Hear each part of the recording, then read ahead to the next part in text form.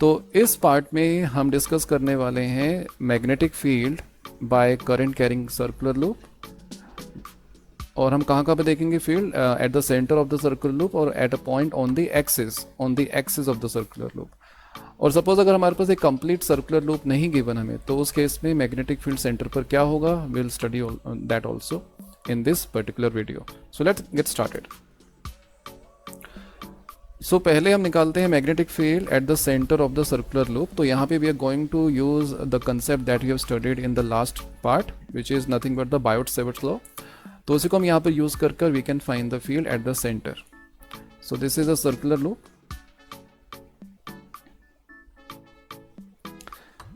and let us say the current in this circular loop is in anti-clockwise direction and let us say the current is I।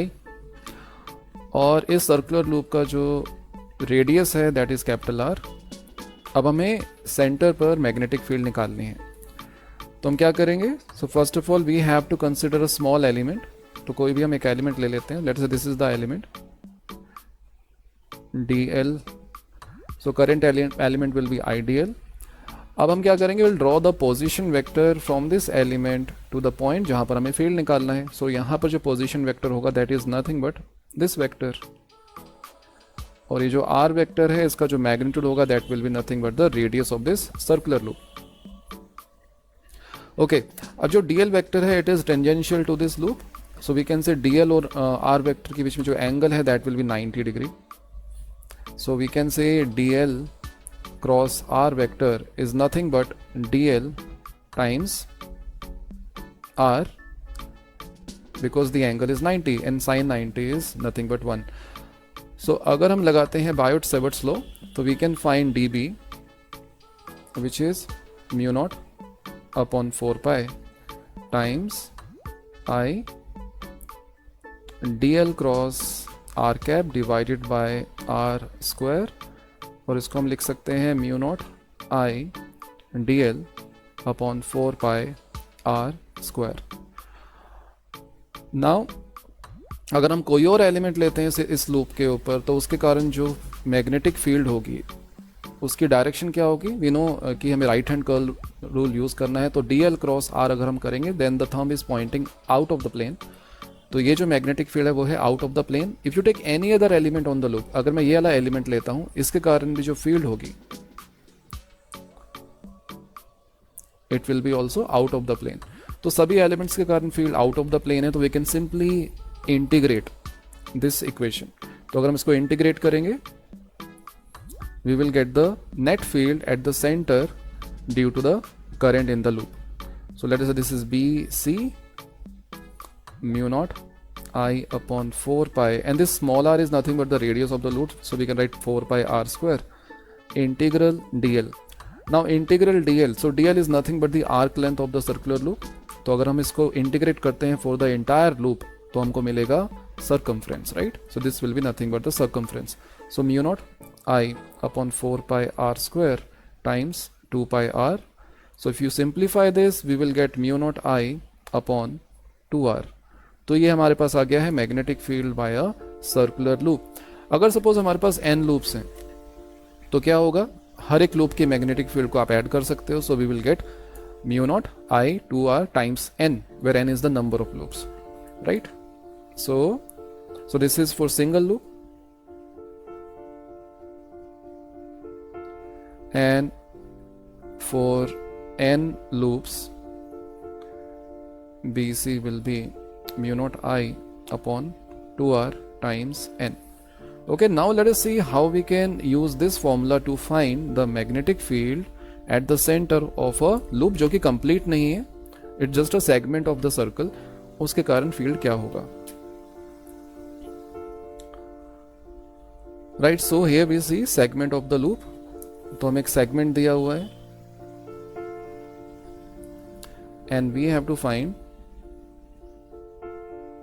The magnetic field at this centre.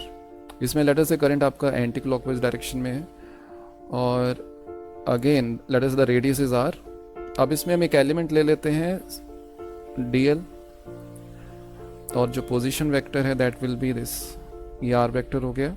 Again R vector is nothing but the radius of this circular segment. और angle between dl and r vector is 90 degree. So the magnetic field due to this element at this point will be mu naught upon 4 pi I dl r, right? Upon r cube. Okay, so now if we simplify this, we'll get 4 pi r square dl, right? So if we integrate this, mu naught I upon 4 pi r square. Now this integral dl is nothing but the length of this circular arc. If this angle is theta, then this arc length will be nothing but r theta, right? Okay, so this r will get cancelled out, so we can write this as mu naught I upon r theta upon mu naught I upon 2r theta upon 2 pi, right? Now theta upon 2 pi, for example, if theta is 180 degree, then this will become what? 180 is pi, so 1 by 2. So I can rewrite this as mu naught I upon 2r times n, where n can be a fraction, right? So if we have a half loop, this n will be 1 by 2. If we have 1/4 of the loop, then this n will be 1 by 4. So we can say here this n is fraction, right? Now let us see the magnetic field at a point on the axis of the circular loop.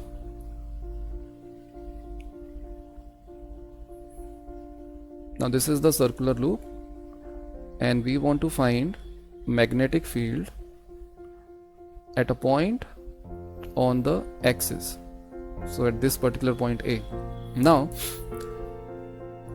let us assume that the current is in this particular direction and the radius of this circular loop is r and the point A is located कितना दूरी पर है? Let us say it is at a distance x from the center.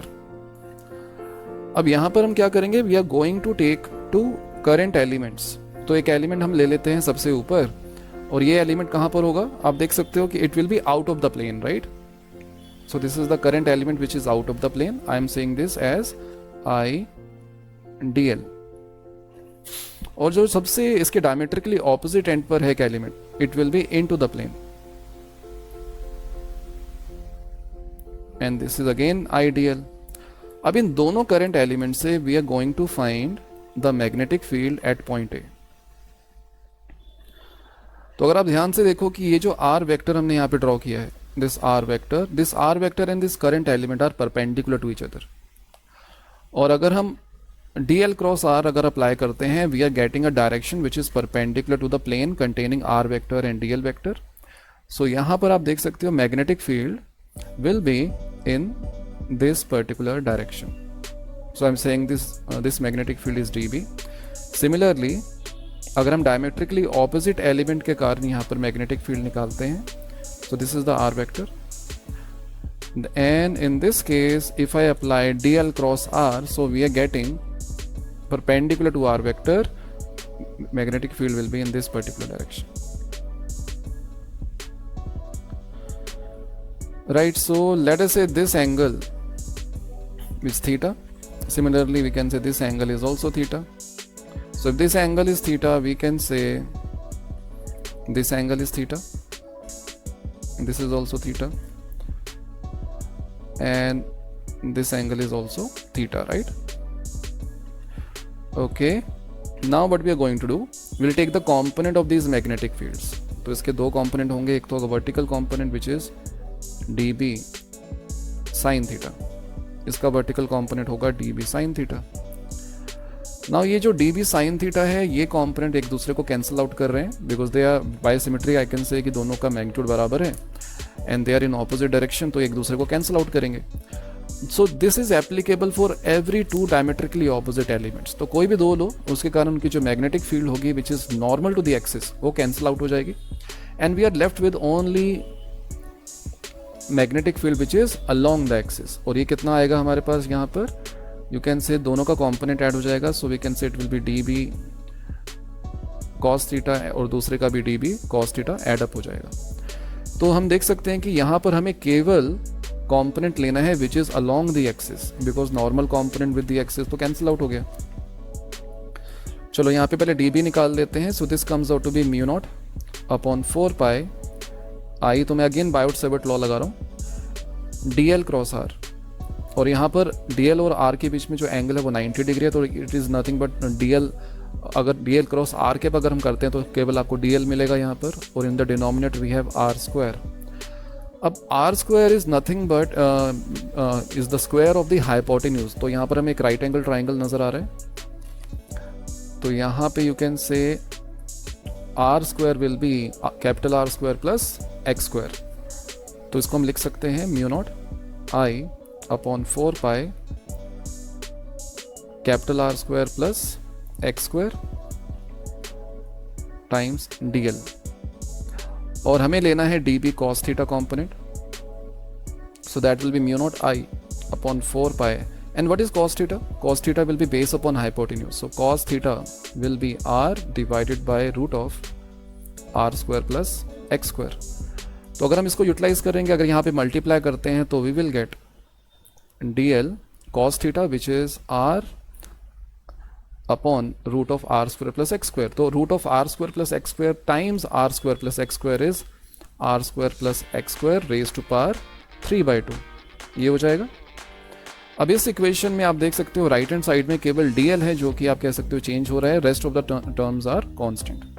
तो अब हम क्या करेंगे, जितने भी एलिमेंट्स हैं हमारे इस सर्कुलर कॉइल पर, वो सभी एलिमेंट्स के कारण जो कंपोनेंट है फील्ड का that is along the axis, d B cos theta component हमेशा एक्सिस के लॉन्ग होगा, तो आप सिंपली इंटीग्रेट कर सकते हो and you can find the magnetic field at point A. So magnetic field at point A will be given as mu naught I upon 4 pi r square plus x square raised to power 3/2 times r integral dl.